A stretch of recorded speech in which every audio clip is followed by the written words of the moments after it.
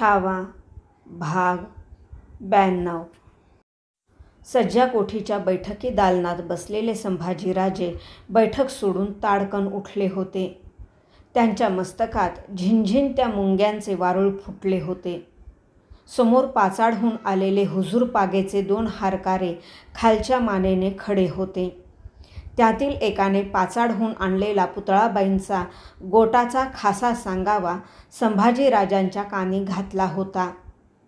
रायगडाचे सर्व दरवाजे कुणाच्या ध्यानीमनी नसता एकाएकी बंदिस्त झाले आहेत. गडाचा राबता थांबला आहे. ठाव उडत्या काळजानं आम्ही पाचाडी आहोत. स्वारी अंथरुणाला खिळल्याचं कानी आहे. गडावर कसली तरी घालमेल पडली आहे. काय करावं सुचेना झालं आहे. समजल्या सांगाव्याने काय करावे ते संभाजीराजांना सुचेना.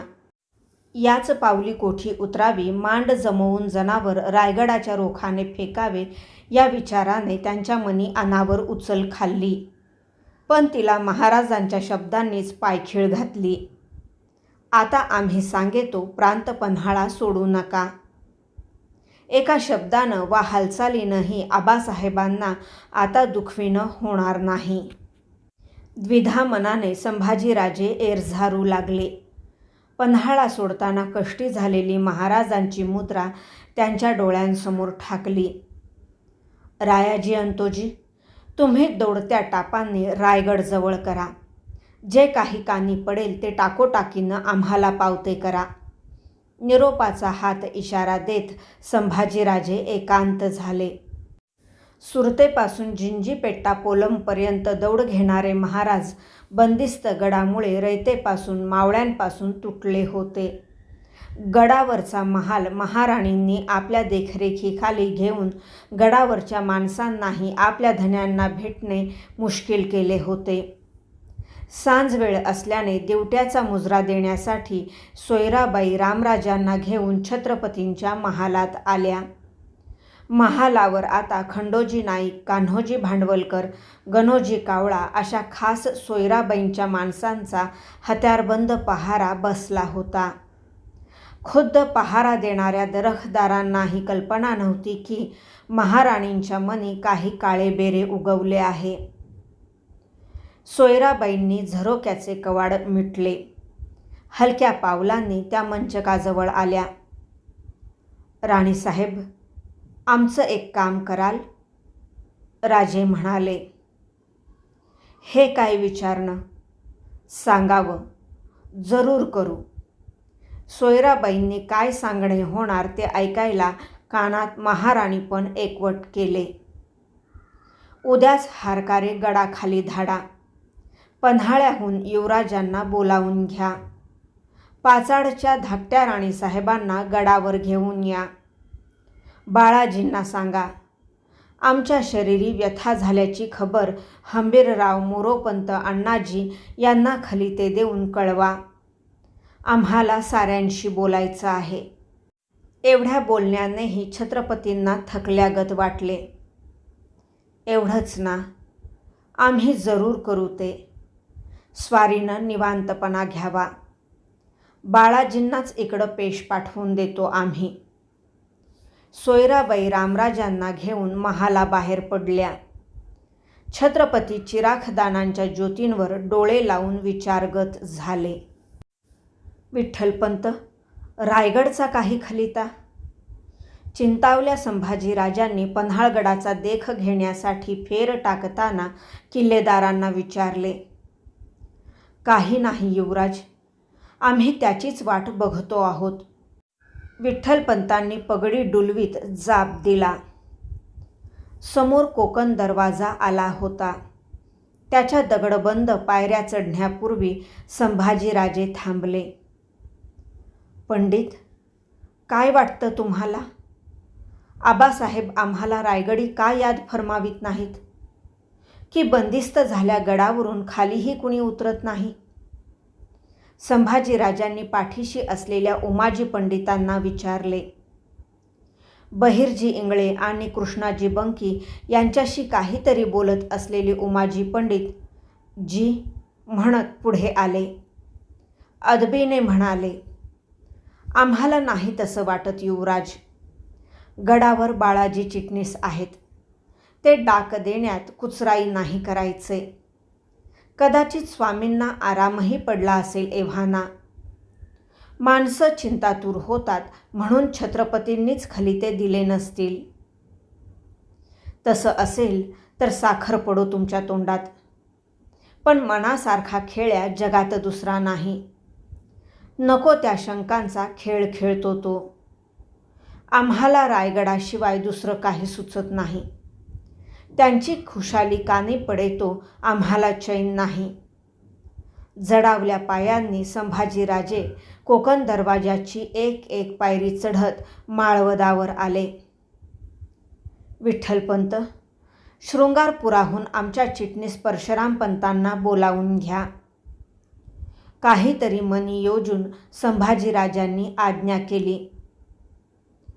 तसं लिखाणाचं काही कामकाज असल्यास गडाचे चिटणीस आहेत. तेव्हा मनोमन चमकल्या विठ्ठलपंतांनी घोळ धरला. आम्ही सांगतो तेवढंच करा. 2 दिवसात परशुरामपंत गडावर आमच्यासमोर रुजू झाले पाहिजेत.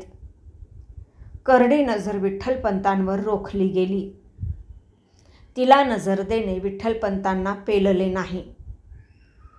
जी म्हणत त्यांनी सुटका करून घेतली.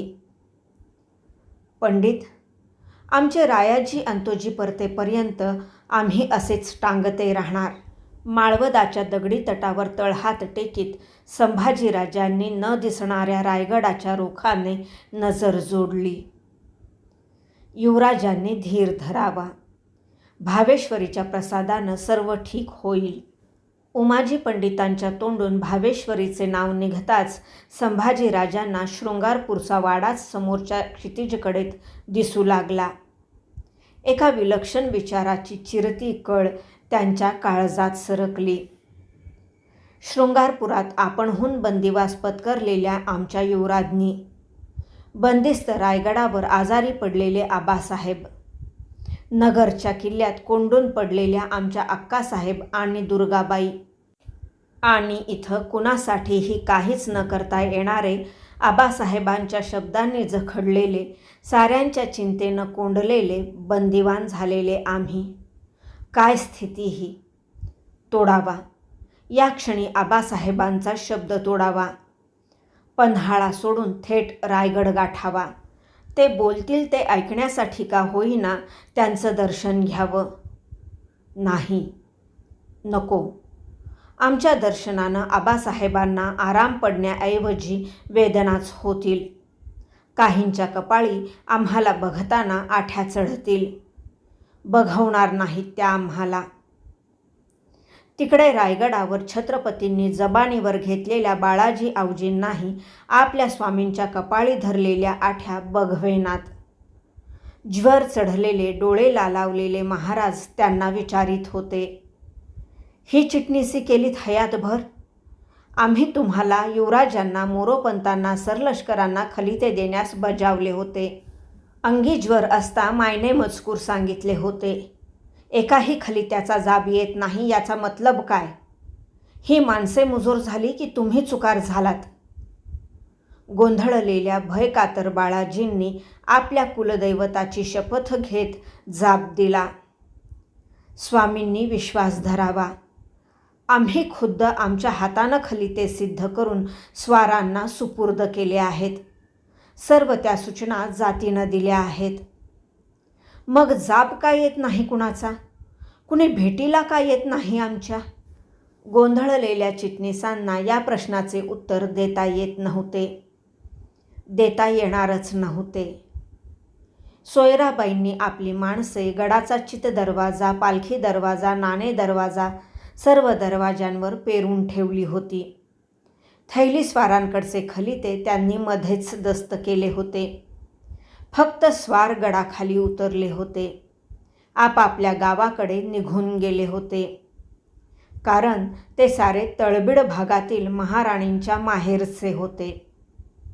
बाळाजी आवजींनी सिद्ध केलेले खलिते थैल्यांनिशी तसेच 7 महालात महाराणींच्या महाली टाळेबंद झाले होते. बाळाजींना बगलेला टाकण्यासाठी पुढे येत मानभावीपणे सोयराबाई म्हणाल्या, यात बिचाऱ्या चिटणीसांचा कसूर तो काय? स्वारी कशी उमेद धरतीये की पन्हाळ्याहून जाब येईल वा युवराज जातीनं येतील इथं? एवढी कदर असती तर साऱ्यांना पारखं होऊन ते गनिमाच्या गोटात जातेच कशाला? पेशव्यांना सरलष्करांना तर स्वारीनंच मोहीमशीर धाडले. त्यांचा तळ कुठं पडलाय कसं सांगणार? येतील ते, धीर धरावा. आपले बाळराजेही विचारताहेत आमचे दादा महाराज कुठं आहेत म्हणून. काय सांगायचं त्यांना? सोयराबाईंनी रामराजांना जवळ घेत छत्रपतींच्या पुढे केले. आडव्या आलेल्या महाराणींना तिवड्यावर घेण्यासाठी महाराजांनी प्रश्न केला, पाचाडच्या राणीसाहेब तर कुठं मोहिमेवर नाही गेल्या का? त्याही गनिमाच्या गोटात दाखल झाल्या? तुम्हाला त्यांना बोलावून घ्यायला सांगितलं होतं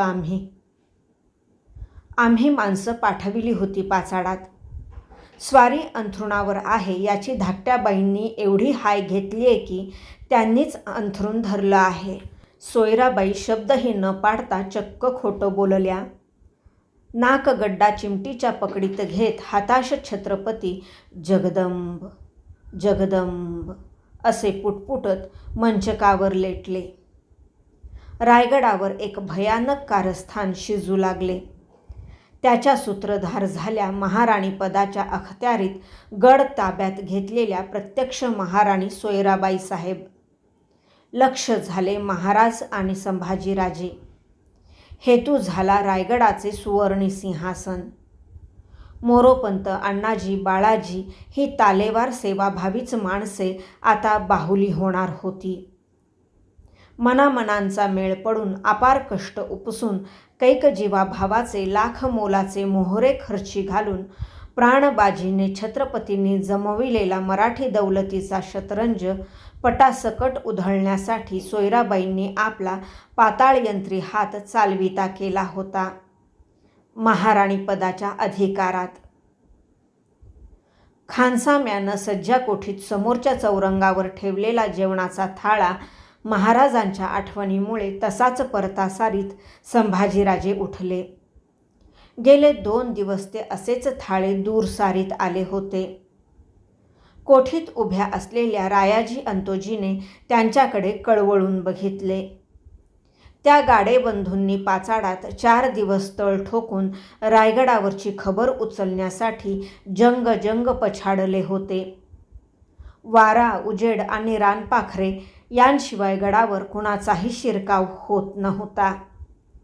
महाराजांना बघण्यासाठी नागपूरहून आलेले साबाजी भोसलेही पाचाडात अडकून पडले होते. चिटणीस, आम्हाला काही कळेनासं झालं आहे. आबासाहेबांनी गडाचे दरवाजे बंद करण्याची आज्ञा का फरमावावी? आम्ही रायगड येऊ अशी धास्त वाटत असावी त्यांना. शृंगारपूरहून आलेल्या चिटणीस परशुराम पंतांना संभाजीराजे चिंतेने म्हणाले, आम्हाला नाही वाटत स्वामींनी ही आज्ञा केली असेल असे. इतर कुणाची शामत आहे राजधानीचे राबते दरवाजे बंद करण्याची? बोलू नये, पण महाराणी हे करू शकतील? पूर्ण विचाराने परशुराम पंतांनी अंदाज दिला. काय म्हणता तुम्ही? महाराज साहेब जातीनं गडावर असता त्या हे करतील? स्वामी पडून आहेत. तरी ते स्वामी आहेत, आम्ही जाणतो आबासाहेबांना. पण युवराज विसरणं होतंय. स्वामी असले तरी महाराणी आहेत. छे पंत, आज जीवाला नाकळती हुरहुर ग्रासून टाकते आहे. हनुमान जयंती आहे. चला रामभक्ताचं दर्शन करू. सैरभैर झालेले संभाजीराजे परशुराम पंतांना पाठीशी घेत सज्जाकोठी उतरले. बालेकिल्ल्याच्या उत्तरेस असलेल्या महाराजांनी प्रतिष्ठापना केलेल्या हनुमानाच्या घुमटीजवळ आले. शेंदराचा तवाना लेप दिलेली आतील मूर्ती बघताच त्यांना वाटले. त्या पावन लेपावर तळहात फिरवून त्यानं मळवट भरून घ्यावा. उड्डाणी पवित्र्यात असलेल्या वायुपुत्राला विचारावं, आजचा दिवस तुझा. आज आकाशी घेण्याऐवजी रायगडी उड्डाण घेशील काय? आमच्या आबासाहेबांच्या तब्येतीस आराम पडल्याची परती खबर आणशील काय? मनच्या कढाने वायुपुत्राशी मूकपणाने तळमळून बोलणाऱ्या संभाजीराजांना काहीसुद्धा कल्पना नव्हती की तिकडे चैत्री पुनव असूनही उभ्या रायगडाला अवसेचा काळाकुट्ट काळलेप चढत होता. गेले 2 दिवस गडाच्या मुदपाक खाण्याची चुलवानेही पेटली नव्हती. भाग 92 समाप्त.